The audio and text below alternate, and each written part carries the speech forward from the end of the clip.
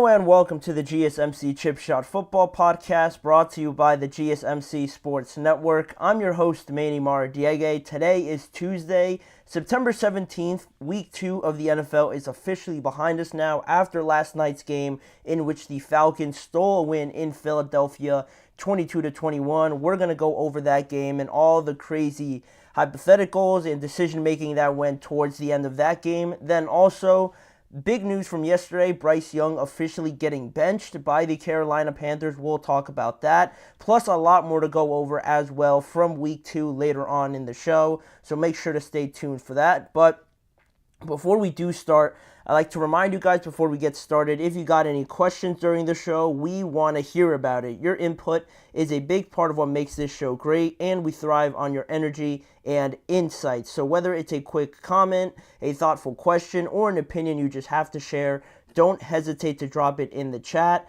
Now, if you want to make it absolutely sure that your message stands out and gets featured on the show, there's an easy way to go about that by using the new Super Chat feature. Just click the $sign at the bottom of the chat box to send in your Super Chat. This way, it guarantees that your message gets on the air, and it's also a fantastic way to support our channel. We rely on your support to keep bringing you the sports content you love, and we appreciate every bit of it. So go ahead, let us know what you're thinking, hit the Super Chat button, and let's keep this show as interactive and as exciting as possible. And there's also still the alternative tip and donations link if you want to use that. GSMCpodcast.net is the link you could use to comment and leave a question on anything we say on today's show. We couldn't do what we do without your amazing support on this channel, and we're always so thankful to you guys whenever you guys get the chance to support us with that new Super Chat button at the bottom of the chat box.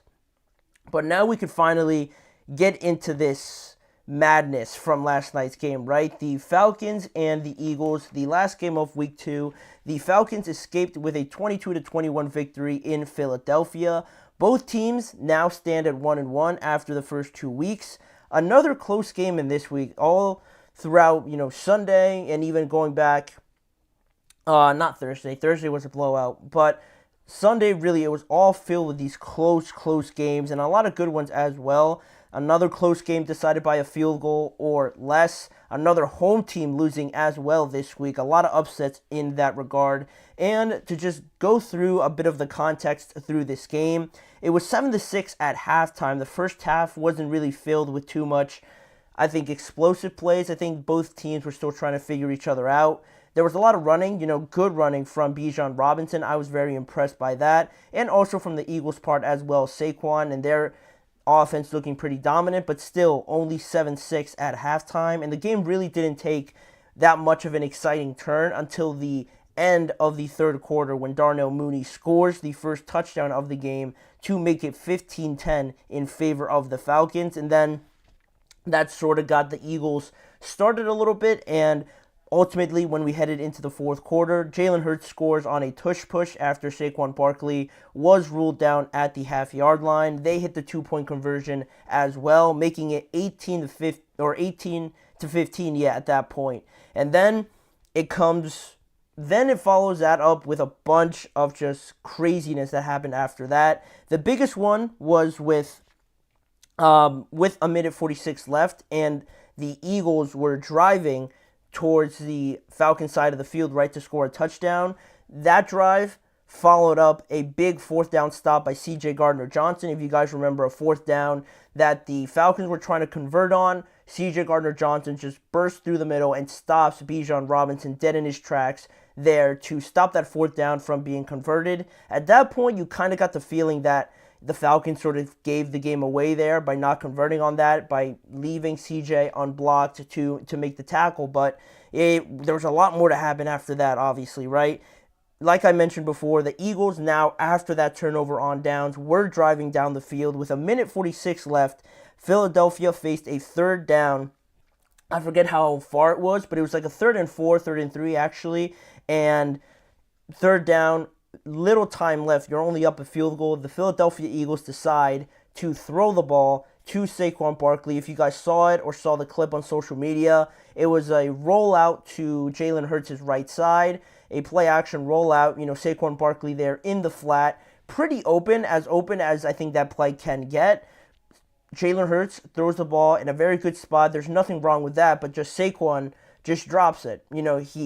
Everything's on the mark, everything's perfect, but Saquon just drops it. As simple as that. And then you're faced with a decision, right? Because you dropped the ball, because you dropped the pass, the time stops. So that's not in your favor. It's already 4th and 4. So Nick Sirianni, Kellen Moore decide to just kick the field goal, make it 21-15 at that point, and give the ball back to the Atlanta Falcons, right? And the Atlanta Falcons, take the ball with about a minute 30 left, I want to say, if I remember correctly. And through the culmination of that game, 2-minute drive, Kirk right down the field. I think he hit on every pass that he threw in that drive, all leading up to the last throw to Drake London, beats Darius Slay on a fake inside move all the way back to the front pylon, and Kirk puts it on the money, and the Atlanta Falcons win with about 20 seconds or something left in the game. They had one more chance, the Eagles did, but Jalen Hurts ended up throwing an interception to Jesse Bates, which really closed the entire deal. So now we look at this and try to dissect everything, right? Because it all happened with a minute 46 left, right? Of course, it wasn't decided with that decision and with those last 2 minutes, right? Because we're talking about an entire football game. So to say that this one play decided it, you could really go back throughout this entire game, different decisions that could have worked in the Eagles' favor, the Falcons' favor, if they decided to, rectify some things. But this was the main part of the game that everybody focuses on, right? Because you look at this play, you look at Saquon talking about it and how he drops the ball, right? Some people might even say that the Eagles shouldn't have even called that, right? Everyone's saying, or most people I think would say, that the Eagles should have just ran it once, kill some time with it, depending on if they got the first down or not, get a couple yards, make it 4th and short, and then possibly run it again, use the tush push again, or, make another play up. But using that method, you kill time, you get 2 plays instead of 1 now, obviously in hindsight, and you could really put the game away more likely than not if you decide to run it instead of throw it, right? But to me, I had no issue with that play calling to Saquon. He knows he should have caught that. It was a relatively easy throw to him.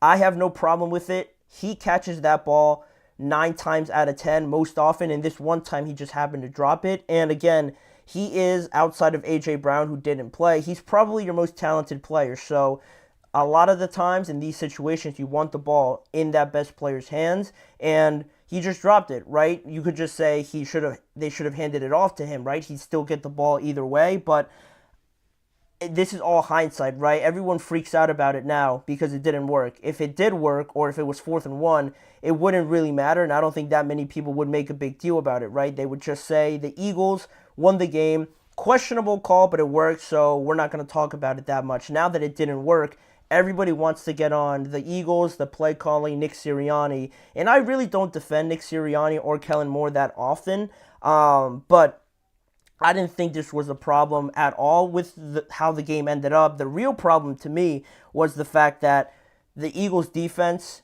and the lack of pass rush is really starting to concern me more than I thought it would after last week's game against the Packers, because I know Kirk and the Falcons had a good amount of time with what the Eagles left them right when they kicked that field goal, but there was absolutely no pressure on Kirk. There was no jamming or, getting in the receiver's face to make the catches uncomfortable. Every time a receiver caught the ball, they had about 3 yards at least of space to work with, run out of bounds, and everything was it was just like a practice. It's like they were running a practice and they were going up against the scout team defense where no one's allowed to touch the quarterback or anything like that. It was so easy that you wouldn't have thought that they were playing in Philly, a hostile environment, the team getting into it.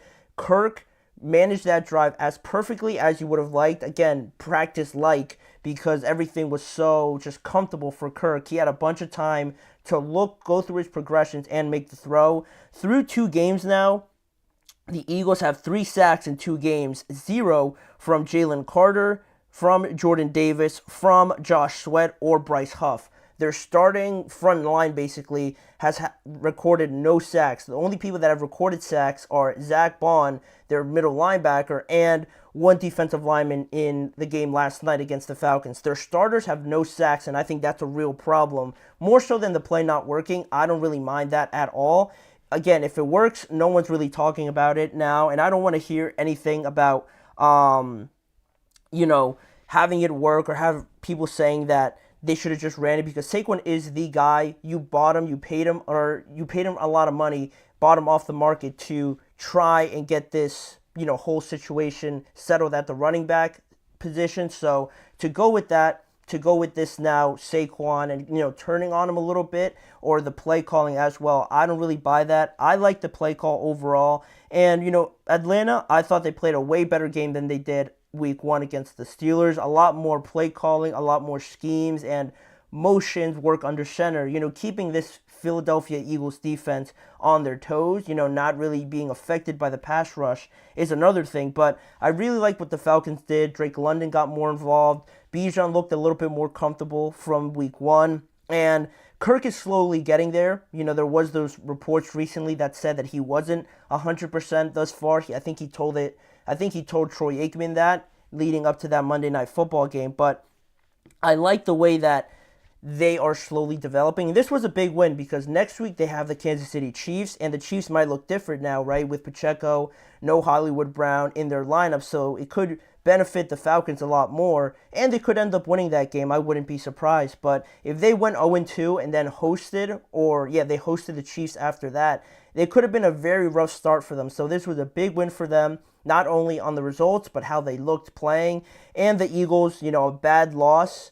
I wouldn't blame anything on Jalen. I know he threw the interception at the end, and the offense was relatively monotone, but I thought he played better. I thought his decision-making was better, and just really commanding everything. I felt that it was a lot cleaner, but obviously missing A.J. Brown was huge. That helped out a lot for the Falcons, and this could have been easily avoided. One stat I wanted to throw out there to you guys, because I thought it was pretty remarkable, was that since the start of last year in 2023, the Eagles defense has 4 losses, or the whole team has 4 losses with a lead in the final 2 minutes, and they've allowed 140 points in the final 2 minutes over that span of time. To give you a bit of context, the Kansas City Chiefs, in that same time span, another good contending team, they've allowed 28 points in the final 2 minutes of all these games, and compared to the Eagles, that's a major problem. Now, you don't want this to become a habit going forward. It sort of is trending that way, and that all has to do with the play calling there towards the end, and that has to be fixed up, right? Or the defense, in my opinion, has to play better. And I'm not sure where they get that pass rush from now. I mean, Jalen Carter is probably their best, most talented player, but getting rid of Hassan Reddick back in April probably isn't turning out the way that they would have liked right now. Still no sign of Nolan Smith either. They've really hyped him up in the offseason, but up until now, I really haven't seen him, so that's another thing that I'm still looking out for. But yeah, I think a very sour taste for the Eagles and a very relieving feeling, I think, for the Falcons, where in the final 2 minutes, you probably were feeling a little bit nervous that you might lose, but Kirk, the Falcons, get a good drive going, and they end up winning the game. So the Falcons go to 1-1.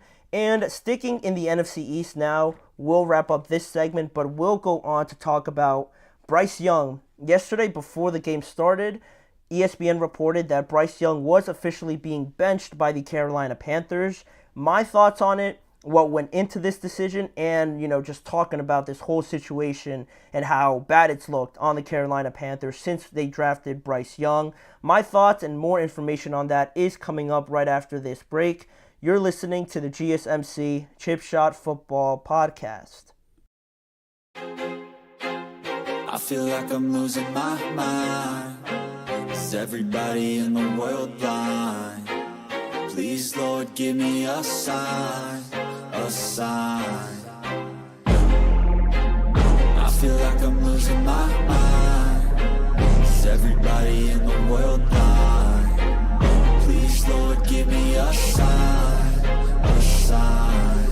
I wanna be the greatest. Everybody on the fake shit. I look around and feel like everybody is the fakest. I make this every day and I'm impatient, hoping one day I blow up from the basement. Statement, the top is so vacant. I don't hear shit that I think is amazing. Waiting for my day when I'm playing sold out shows for 1,000 faces. Hey, give me that crown, get in my way and to be put down. It ain't your place, all this my town. If I want that shit, then I'll get it right now. I'm losing it, the noose it fits, I'm losing shit. A stupid myth, you choose to live or choose to dip. You choose to fight or lose your grip and lose a gift. I feel like I'm losing my mind. Is everybody in the world blind? Please, Lord, give me a sign, a sign. I feel like I'm losing my mind. Is everybody in the world blind?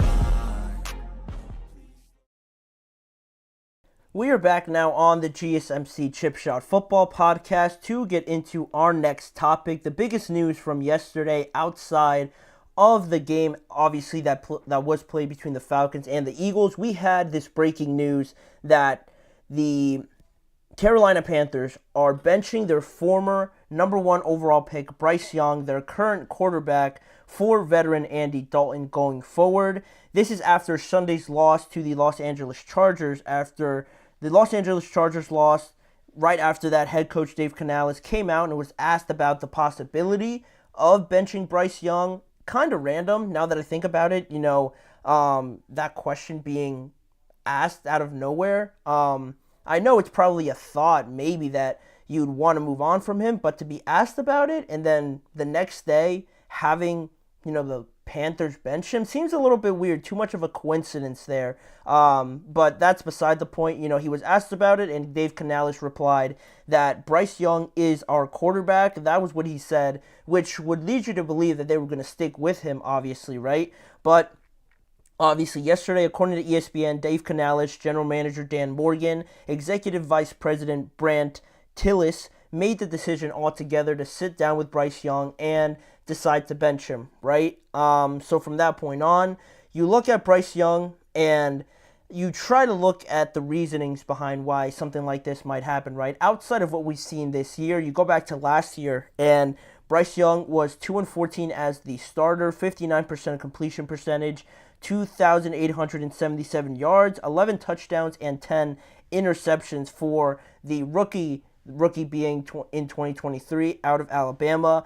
And I think everyone could agree that 2023 was just a bad year for the Panthers in terms of what they had around them, right? It was a bad year, obviously, because of the record, but I don't think they were anywhere near, being prepared at all to have a rookie quarterback starting. It was a bad situation all around. Then you had Frank Reich being fired, and the offensive line was terrible. They only really had Adam Thielen, which was exciting for the first couple of weeks, but then, that died off pretty quickly, and then you had bad games, bad results from that point on. And this offseason, I felt pretty optimistic with what they were doing. They improved the offensive line, bringing in a couple new guys, and Robert Hunt, Damian Lewis from the Seattle Seahawks on that line. They traded for Deontay Johnson. So, there was a little bit something there. It's not so dynamic that it was going to change the entire trajectory of this organization, but it was better than what they were working with last year, in my opinion. But really, through these first 2 games, it hasn't looked at all better than it did last year. If anything, it might have looked worse just from the individual standpoint looking at Bryce Young, because in 2 games, Bryce has lowered his completion percentage at 55%. He only has 245 yards, 3 interceptions, and no passing touchdowns. And it has just really been a struggle individually for Bryce. This is the only criticism I'll really throw at him, because there has been some missed throws, some situations where he might be holding the ball too long and just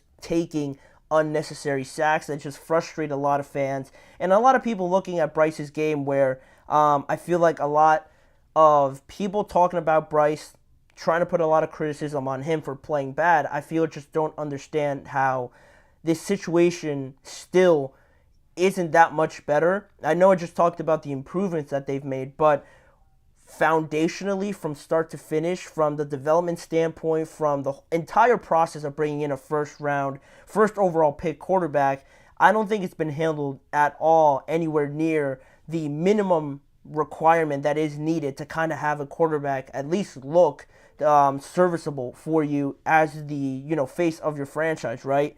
But Dave Canales also said, going forward that Andy Dalton right now gives them the best chance to win right now at 0-2, with the next few games being at the Las Vegas Raiders, this week coming up. Then they host the Cincinnati Bengals, a reunion there for Andy Dalton and the Bengals. Then they travel to Chicago and host the Atlanta Falcons right after that. So not the hardest of schedules, but overall at 0-2, I feel like this was a panic move a little bit by the Panthers and Dave Canales a little bit, and I'll explain that a little bit more going forward. But if we go back to 2023 when Bryce Young was going to be drafted by the Panthers, and he was the consensus number 1 overall pick, it seems, right? Because the Panthers traded a ton to the Chicago Bears to get that pick because they really liked Bryce. And I think people loved Bryce at that moment, coming out of Alabama, but he wasn't the biggest, tallest guy in that draft class, right? And that was a concern to some people, but I think that was something you could have worked around. And if anything, it put more of an emphasis on surrounding Bryce with the necessary pieces that he needed so he's not taking big hits, so there's not always pressure in his face and having him make bad decisions, right? But none of that happened. None of that happened for the Carolina Panthers, and he started right away for them. And if I could go back, he wouldn't have even looked at the field. I probably would have made him inactive for every game of that year because of how bad the Panthers were, right? There was no good reason why Bryce should have been starting at all last year. I mentioned the improvements this year, and they're still not great, considerably bad, but last year they were even worse, really bad in terms of support around Bryce, roster building, and all that stuff. I don't think anybody could name a wide receiver outside of Adam Thielen, who was obviously their number 1, but at this point in his career, that should be the last thing he should be doing, being any quarterback's number 1. No offense to him, but it doesn't really mix at this point in his career to be a number 1 receiver. I think, he's just past that, especially for a young quarterback to come in and have to work with that, plus a bad offensive line. It's not something that would have worked out, and I think anybody could have told you that if you laid out all the facts. There's no way Bryce should have been starting last year, and then you fire Frank Reich, and now you start everything again this year. You bring a new quarterback coach, a new offensive coordinator, a new head coach, and Bryce now has to learn everything over again, and still, coming off of the back of last year, nothing really went too well for him outside of the fact, I guess, that you got some experience, but the fact that now you're learning from a whole new voice, a whole new system, and learning new verbiage, new schemes, and how to work out of certain situations, how does it affect the defense and things like that. It's a lot. It's basically like starting over and like he's a rookie all over again, but still he's not progressing mentally from this point on, and it's like, again, having a rookie quarterback in there again. So a lot of that has to do, and I think, in my opinion, falls on the organization just mismanaging everything,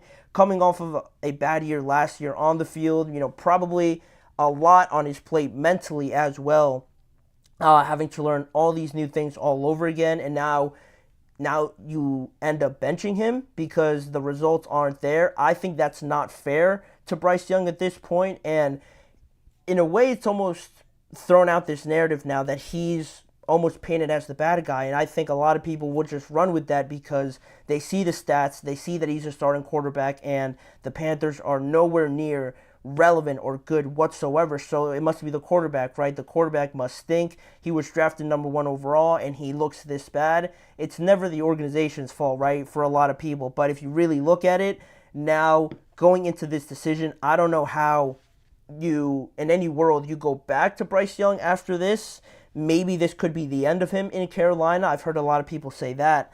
But if that's the case, you're sort of setting yourself back like 4 or 5 years now. You're going to have the first overall pick again, so I guess that could benefit you. But still, the way that you gave up so much for Bryce and now to kind of give up on him so early, I saw the stat that he's the earliest number 1 overall pick to get benched in his career, and I just don't feel like he's gotten a fair shot at this whatsoever. He should have been really learning behind somebody. I'm not sure if Andy Dalton was the backup last year, but I probably would have rolled with Andy Dalton for the majority of that time. And then if Bryce, for some reason, looked pretty good or looked better over the practices, after having failed in practice, going through all the tribulation and, bad habits in practice, then maybe you would have started him. But to just throw him out there because Frank Reich and that regime of coaching wanted him and wanted him to start.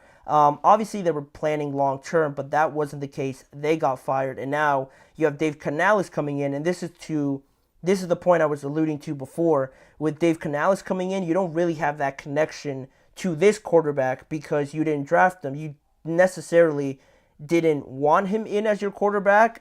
I'm sure they have no problem with him. That's not what I'm trying to say, but with Bryce being there, Dave Canales, I don't think has that emotional relationship yet with Bryce Young where this could be a situation where he feels like he needs to have him as his starting quarterback. I think it's easier now to move on from him because he never drafted him. So that, on top of the fact that I think Dave Canales also, I think it's reality to say that he's also thinking about his job. Looking at the situation at 0-2, you're trying to win games as the head coach, and if you feel like Bryce doesn't help that and doesn't aid in that, progress, you're going to bench him, again, because you don't really have that connection by drafting him like Frank Reich and the old coaching staff did. So I feel like this is also a bit of him trying to save his job, trying to improve or show some life here with a new quarterback in Andy Dalton. And right now, I don't know what happens if the Panthers do look better and,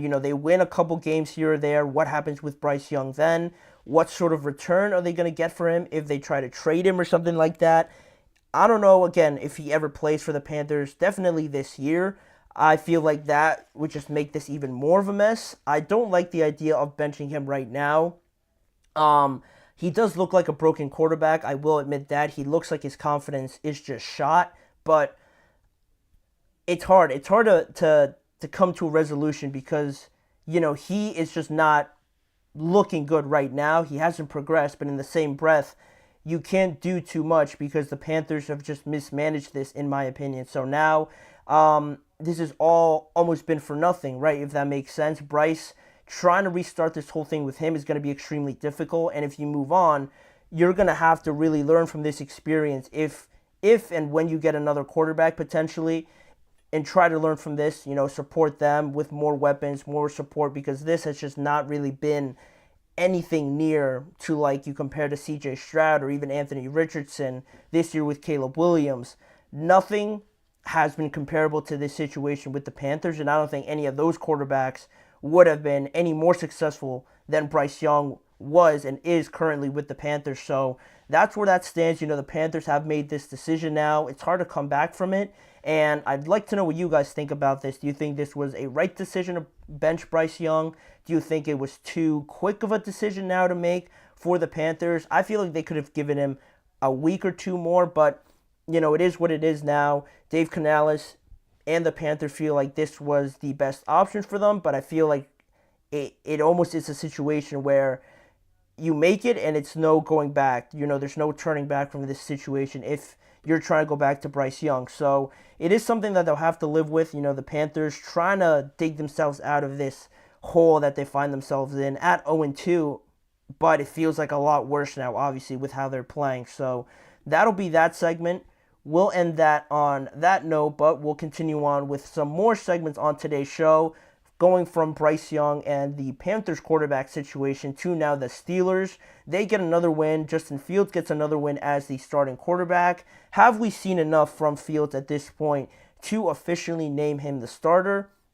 We'll talk about that and how we feel on that regard when we return right after this break. Looking for your daily fix of sports talk without having to pay for it? GSMC Sports Network is available on YouTube. Just search GSMC Sports Network.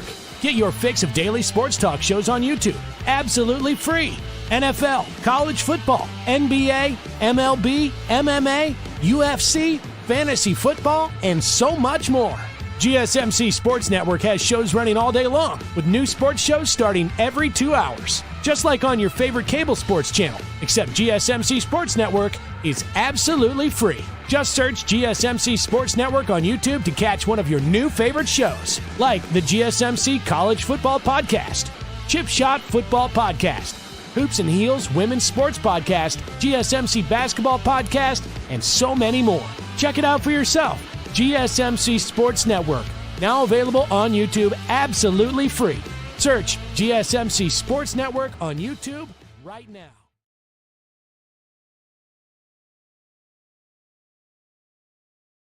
Back here now on the show to talk about some more quarterback news around the NFL, this time sticking back to Pittsburgh and talking about Justin Fields and where we stand on this situation, right? Because week 2 of the Justin Fields experience had the same result as week 1. The Steelers go to 2-0 after a 13-6 win over the Denver Broncos, and Pittsburgh in this game scored their first touchdown of the season, right? Justin Fields threw that touchdown, back shoulder throw, nice placement and nice, execution from the Steelers to Darnell Washington, and now somehow scored less points. Even though they scored a touchdown, they scored less points than they did in week 1. Fields, in that game against the Denver Broncos, finished 13 of 20 for 117 yards and 1 touchdown. It looks pretty pedestrian if you're just looking straight at the numbers, right? You're thinking, all right, he had a decent game. Not too much improvement there from the first one, right? But if you watch the game, I thought that he looked a lot more settled in, a lot more in control of this offense from what I saw in week 1, because week 1 it was all coming so fast.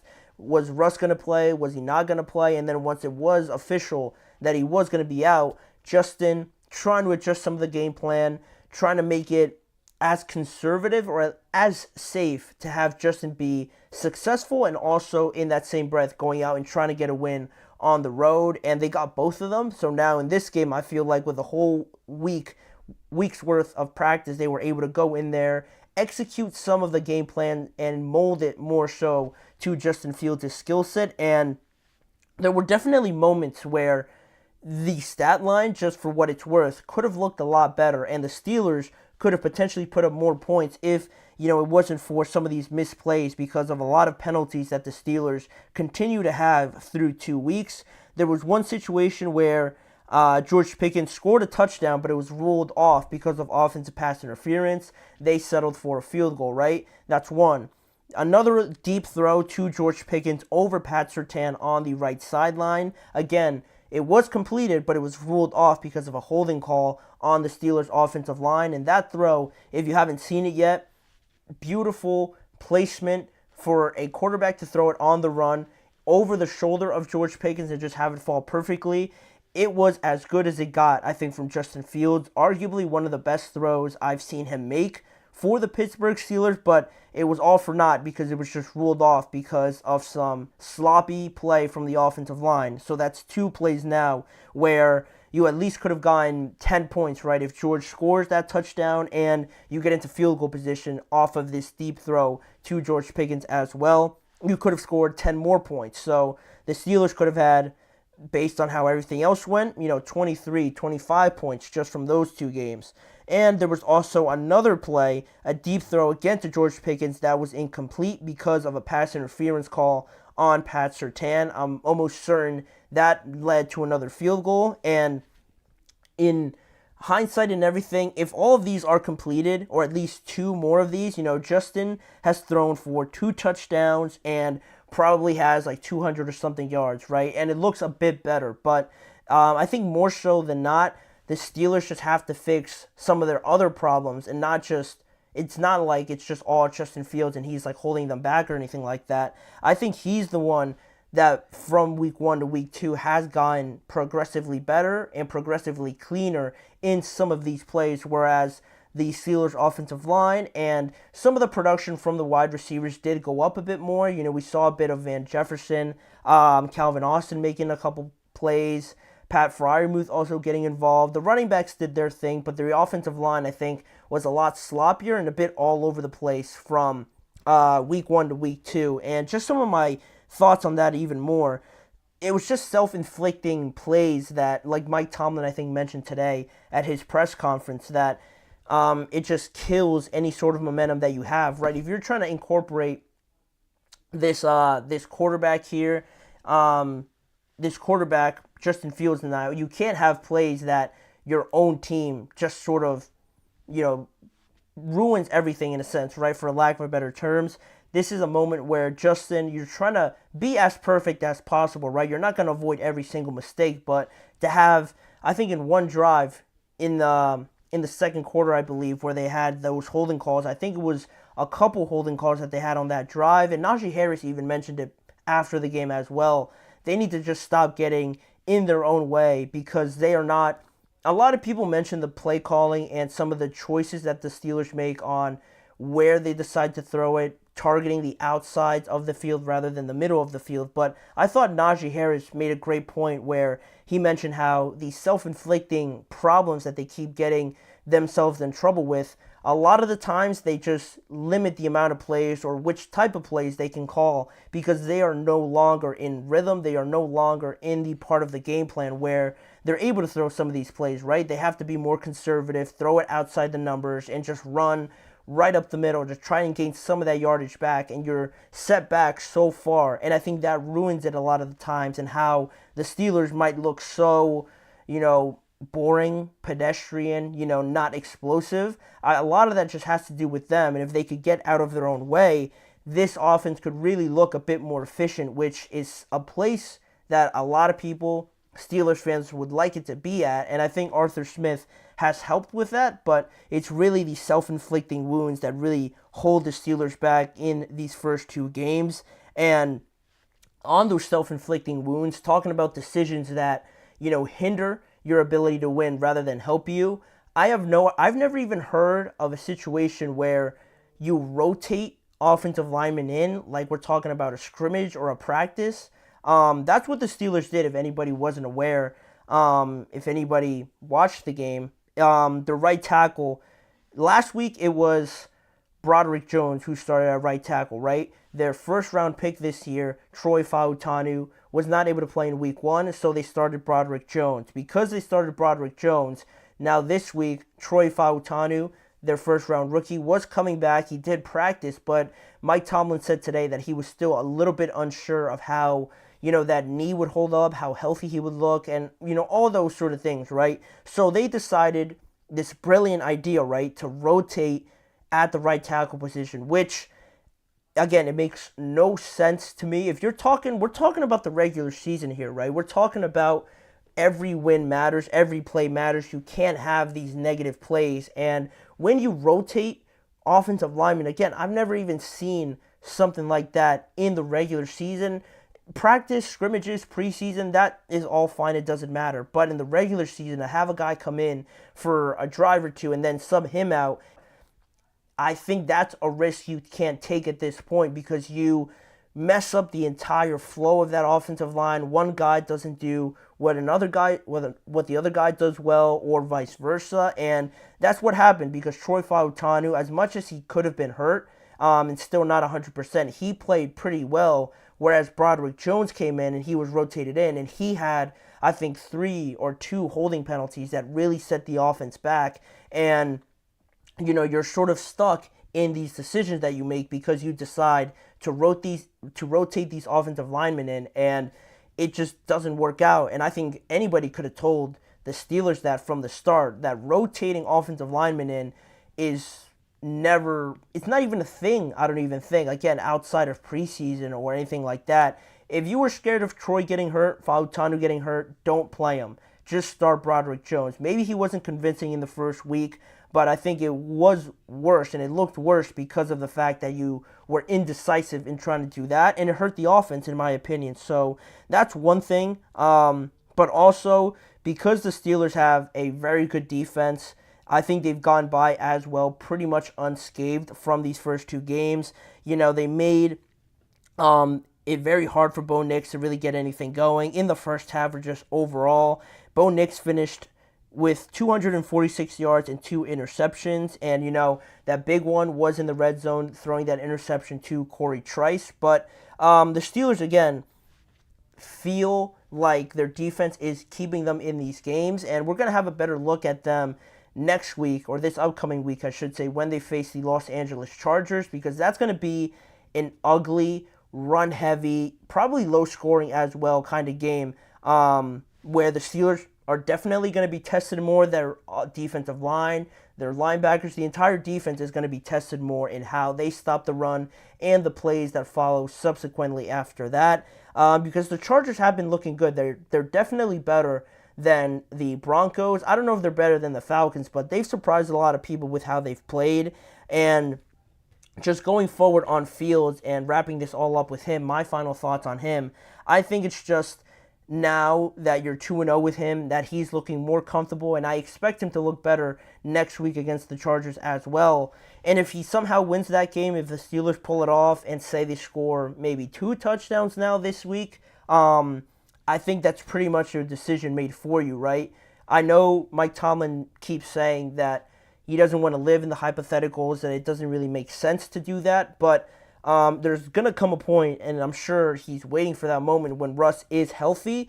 With the way Justin is playing right now, I think this is just leading to a road, to an end result where if he's 3-0 and Russ comes back, I don't know how you just tell Justin, like, sorry, your work is great, but we're going to start Russ anyway, right? That's not fair, and that's a good way to divide the locker room, in my opinion, right? If Justin's winning these games and you just throw Russ back in there, there's going to be some dividing thoughts in there, and that's the last thing you want, again, for this Steelers team, that their offense isn't a juggernaut, isn't explosive, right? Everything is so just kind of pieced together, and they're just getting by. I don't think you touch it whatsoever. That's my opinion. I've been pretty convinced with Justin Fields, right? I feel like he's getting more confidence as the games go on, and I'd like to see him, just keep getting better rather than throwing a wrench in the whole thing and creating more problems for you, unnecessary problems at that. But we'll see how that goes. Hopefully the Steelers get to 3-0 this week in their first home game hosting the Los Angeles Chargers. But that is all from the news point of things. We're going to recap a little bit more now with the next couple of segments, looking at first which 2-0 teams have surprised us the most through these first 2 games. I have a top 5 of the most surprising 2-0 teams, and then in the second segment after that, we're going to look at the top 5 0-2 teams that I feel like are worrying me the most at this point in the season. Those 2 segments are coming up in just a few seconds. We'll be right back.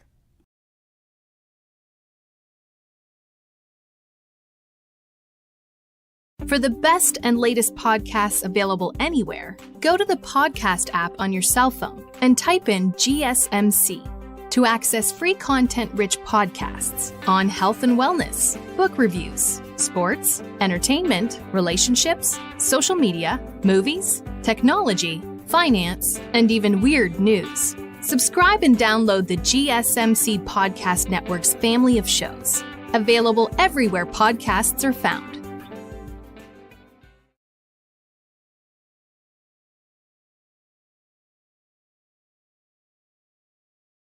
Jumping back into the action now, quickly here on the GSMC Chip Shot Football Podcast, I thought it would be a good idea to look at some of the teams that I have been most surprised with already through the first 2 weeks. Which 2-0 teams have been the most surprising thus far to me? There's a couple of teams here that I could have chosen from, but I decided to limit it down to the top 5 most surprising teams, the teams that have impressed me the most at this point of the season. Before I get into number 5 and work my way up to number 1, I wanted to mention some honorable mentions here. One of them being the Pittsburgh Steelers. I think a lot of change, a lot of good defensive play, but so far through the first 2 weeks, I think being 2-0 has a lot to do with their schedule. Not everybody has the benefit of playing the Broncos with a rookie quarterback thus far yet. They're a decent opponent, but I think there are definitely other teams on here that have had better, more impressive wins. So with that being the case now, the other honorable mention I also wanted to mention was the Tampa Bay Buccaneers, because again, their schedule has one impressive win on it, right? Obviously the win this past week against the Lions, but overall, the first week against the Commanders, I feel like could have been a different, opponent, could have led to a different result. So with that being the case, those 2 are my 2 honorable mentions. And now with that out of the way, we can get into the top 5. And starting off with the 5th team on my list, the team that has been impressive but not number 1, obviously, to me has to be the Seattle Seahawks, because I've been impressed thus far with both sides of the ball and different aspects of their team offensively specifically, because with a new head coach, with the Seahawks being relatively average over the last 2 years, being 9-8 and not really getting that much better.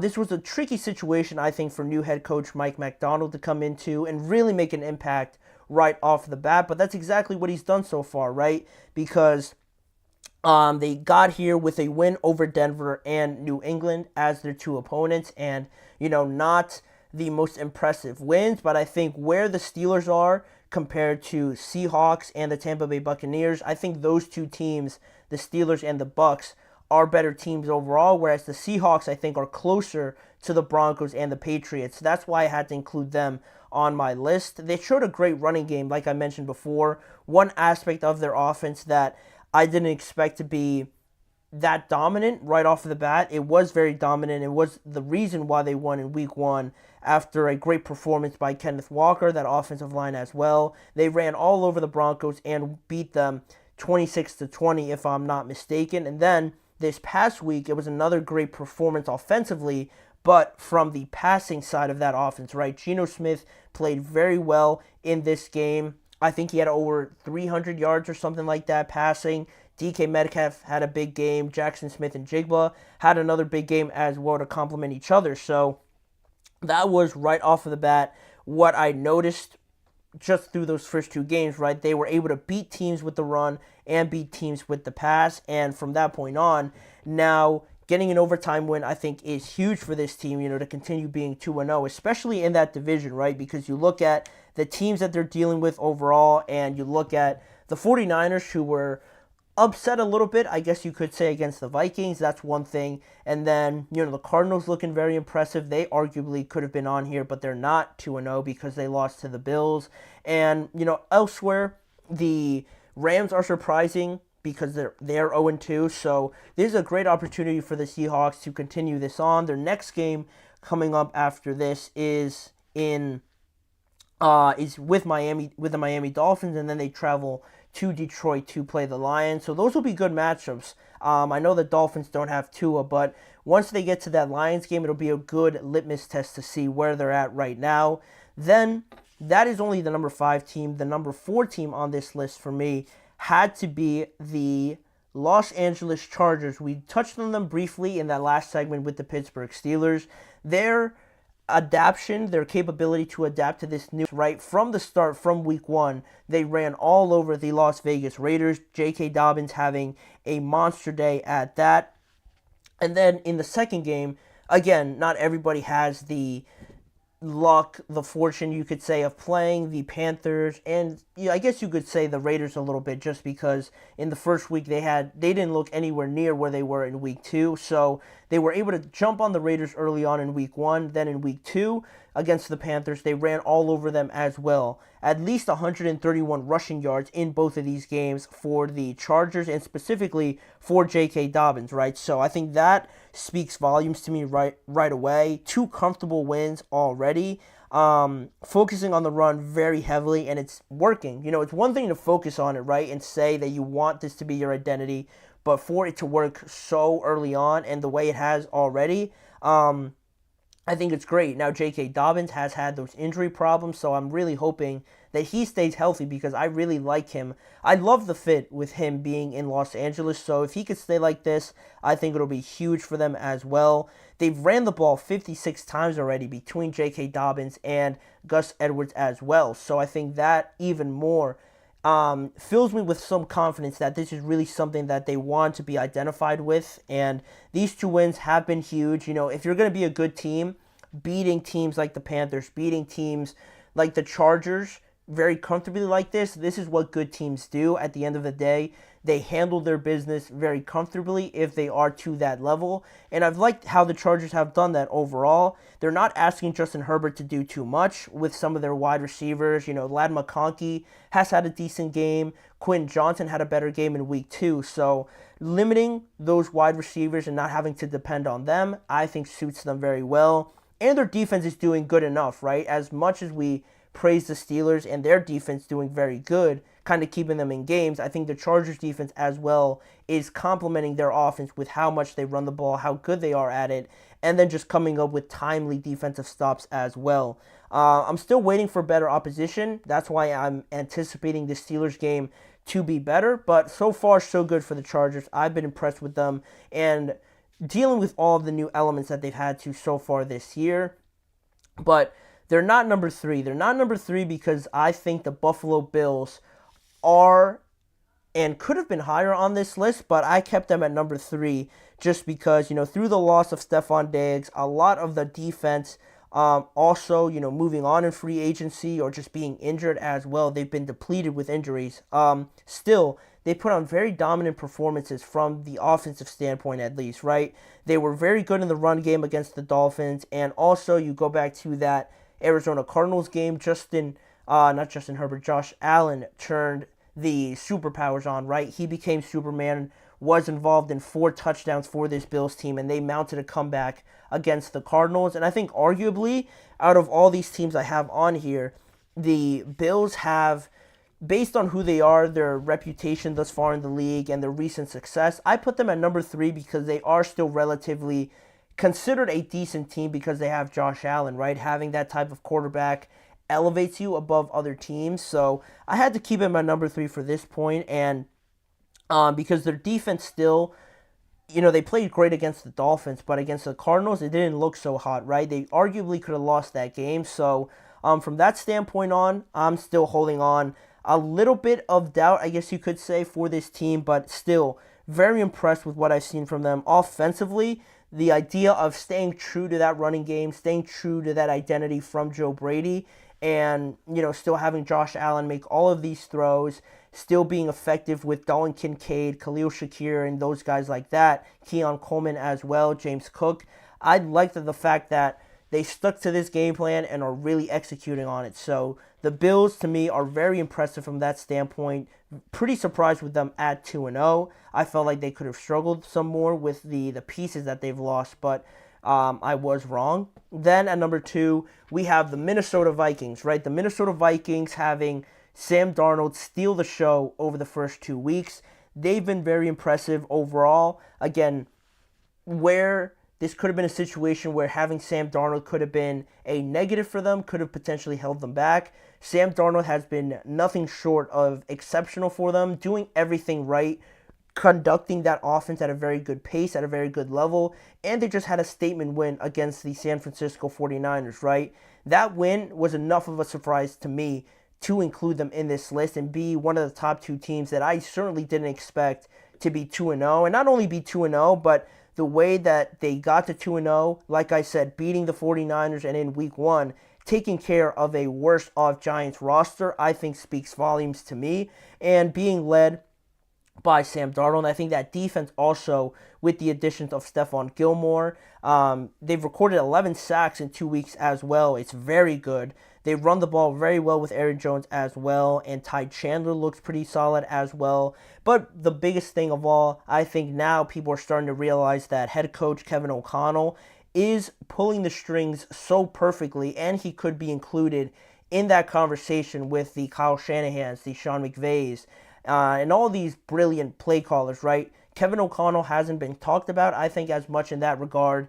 And it's a miracle that they won games last year with 3 different starting quarterbacks. Now that he has a pretty good one in Sam Darnold, I like their chances of going forward. I've been impressed with them so far, but they're not number 1. They're not number 1 because I think this one was a pretty obvious one. The New Orleans Saints, to me, are at a left field type of surprising so far this year because they're 2-0. They've scored 91 points through their first 2 games, touchdowns on their first 15 drives, 15 or 14 drives to start this year is remarkably exceptional, right? I'm throwing all the adjectives out there at them because it's all thanks, I think, in my opinion, to Clint Kubiak as their new offensive coordinator. Just has them looking like a completely different team because they didn't really add much, if anything at all, to this offense. Kamara's still there, Olave's still there, Raheed Shaheed is still there, Derek Carr's still their quarterback, and where in a situation where they could have declined, possibly become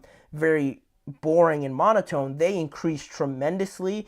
And on the offensive side of the ball, like I said, they look unrecognizable from a year ago. Their passing game is working very well, and not only that, I think it's working off the run game exceptionally well, and that's where you see the next level play calling, right? Because you see the run game working, right? But you're just not throwing in there some random pass plays that you think are going to work. It's all based off of the run and how you deceive opposing defenses, right? Showing them similar looks, similar heavy sets, but running different plays off of that really takes this offense to a whole new level. And I wasn't expecting this at all. Like I said, I knew their defense was pretty solid, but their offense to put up this many points, again, albeit against the Panthers, but to go into Dallas and beat them like they did, I think it sent a message. And now next week they will host the Philadelphia Eagles. That'll be a very good test for them. But the way that they're rolling, I don't think they should be that heavy of underdogs against the Eagles, if at all.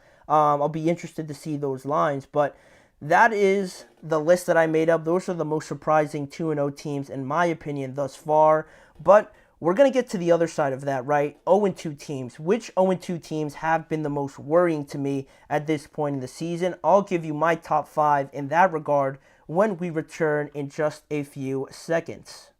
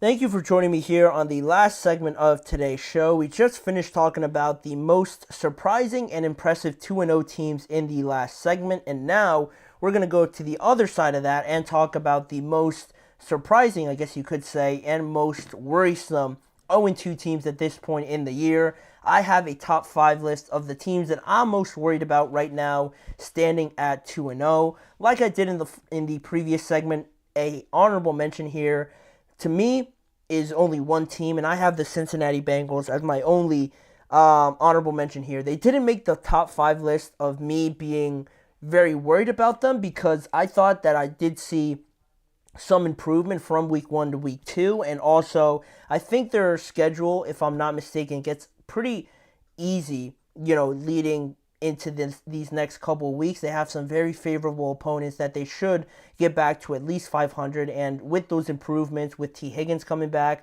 I feel like they're going to be all right. It's not a situation where I'm not sure if they're going to get better, so they're my honorable mention to me, and I couldn't put them in the top 5, and especially at the number 5 spot, because that's where I have the Baltimore Ravens, a fellow AFC North team. I'm more worried about them than I am worried about the Bengals, because not only do the Bengals have an easier schedule, the Ravens, I think, have the second hardest schedule in the NFL, only second to the Cleveland Browns. And because of that point on, I feel like it is worrisome to have them on this list, but they're number 5 because they have the best team, I believe, out of the rest of these teams that I'm going to mention. So my level of worry compared to these other teams isn't that bad, but still, what I've seen from the Ravens thus far and projections going forward has me a little bit worried, right? Because they have a talented offense, but we just need to see them use all of these tools and know when to use them and how to get the best out of everybody in this very talented offense, right? Because now you have Isaiah Likely, Mark Andrews, obviously Derrick Henry, Lamar Jackson, Zay Flowers, Rashad Bateman could be a guy for them. They have a lot of pieces that they could use and very much fit into this run-heavy offense, but I still think that knowing when to use Isaiah Likely, when to go to Mark Andrews, especially when to go to Derrick Henry, at what points you use him, and how do you get even more out of Isaiah Likely based on how good Derrick Henry is? How much does Derrick Henry benefit off of Isaiah Likely and Mark Andrews always being in the lineup, right?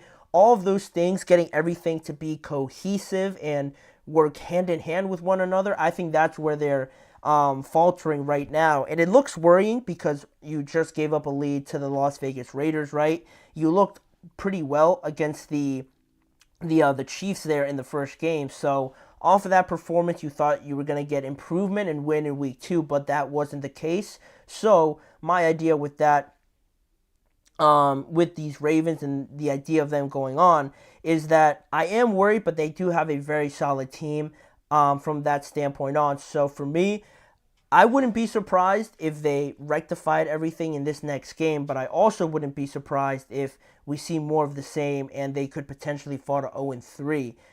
So that's the start of my list, right, at the number 5 spot. But at number 4, I have the Tennessee Titans. And similarly to the Ravens, these two positions could have interchanged pretty easily, but I think it all just comes down to Will Levis, and I have them ahead of the Baltimore Ravens. A bit more worried about them because the quarterback position is everything, right?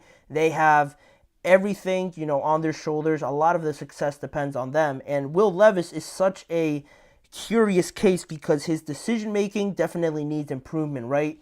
There's no reason why he should be making those costly turnovers like he did against the Jets and also the Chicago Bears, right? Those are very bad, unacceptable decisions, right, as the starting quarterback. You saw Brian Callahan get into him and how mad he was, I think rightly so.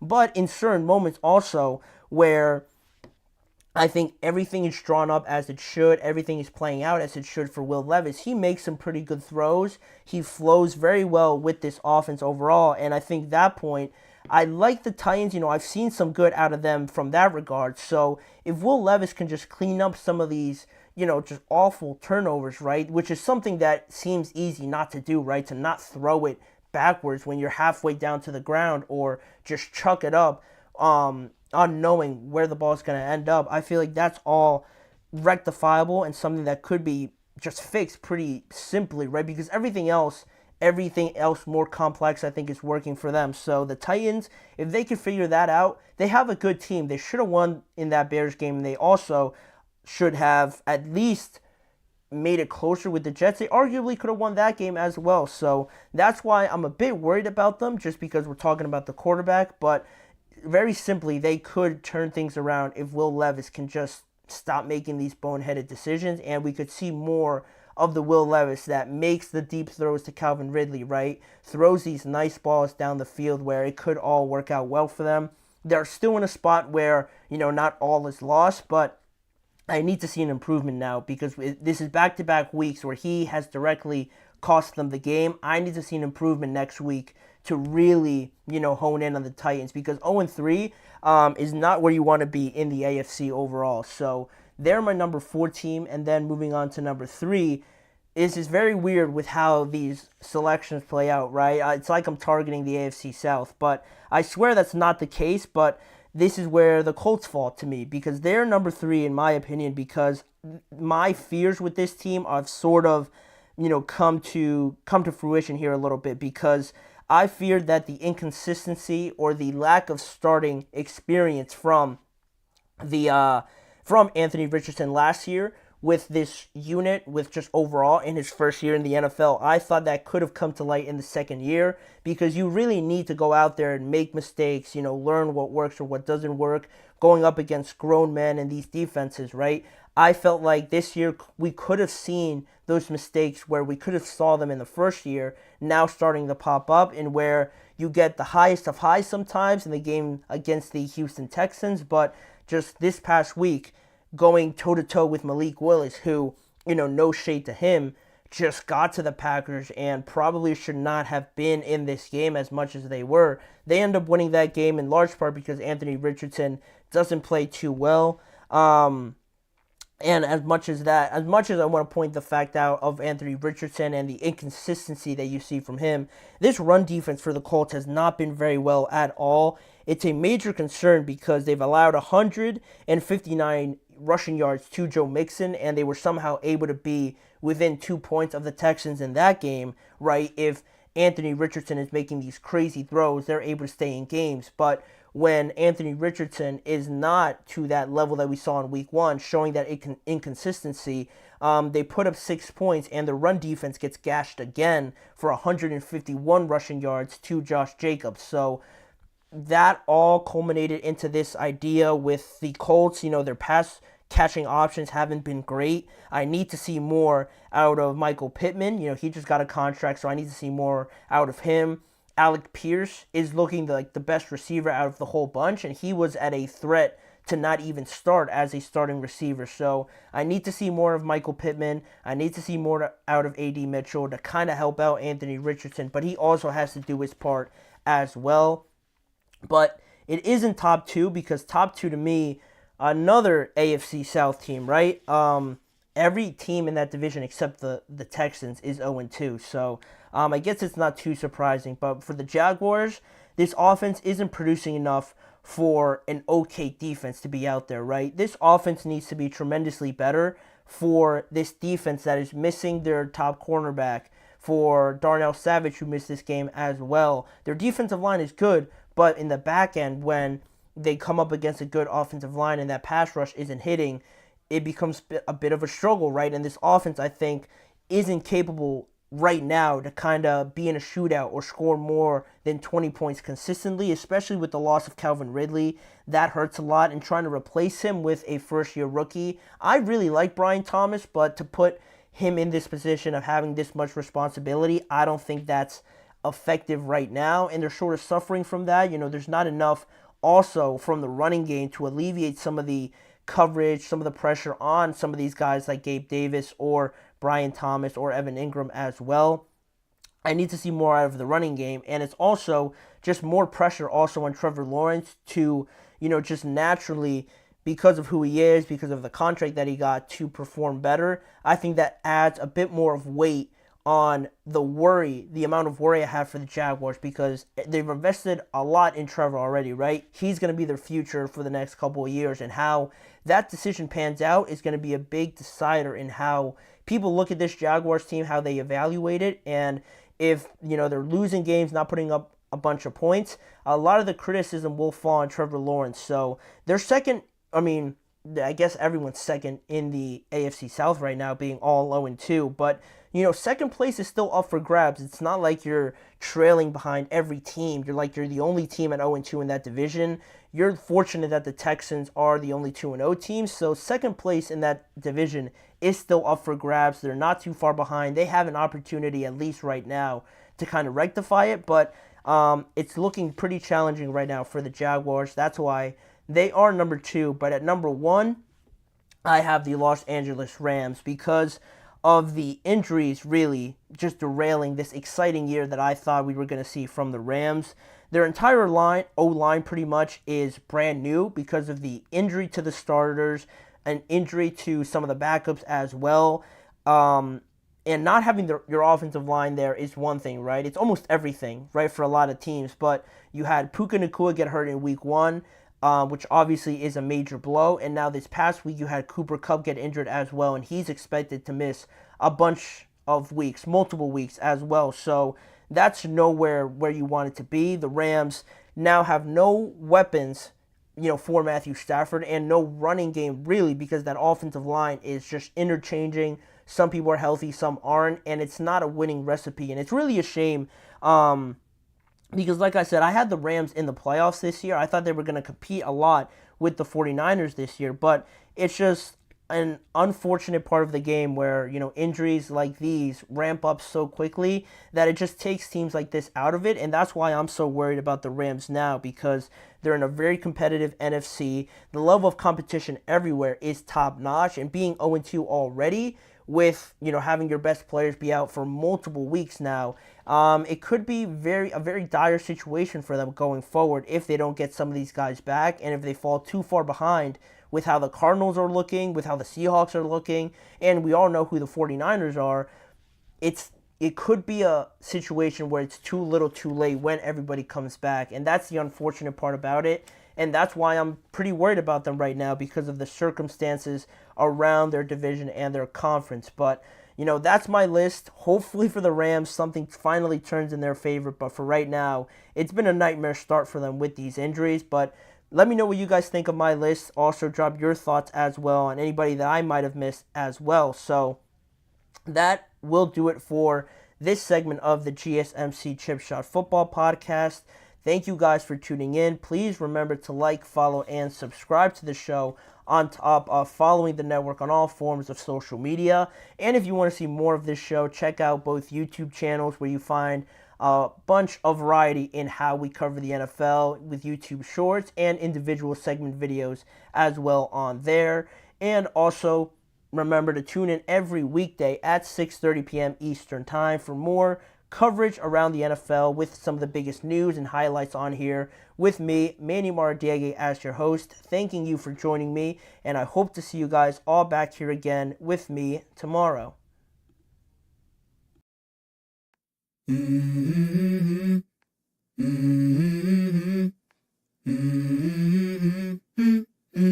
Let's go. I wake up to a little bit of drool on my pillow, feel like it's gonna be a bad day. Yeah, I'm tired of shit, and the coffee ain't hit yet, damn, ain't that great. I don't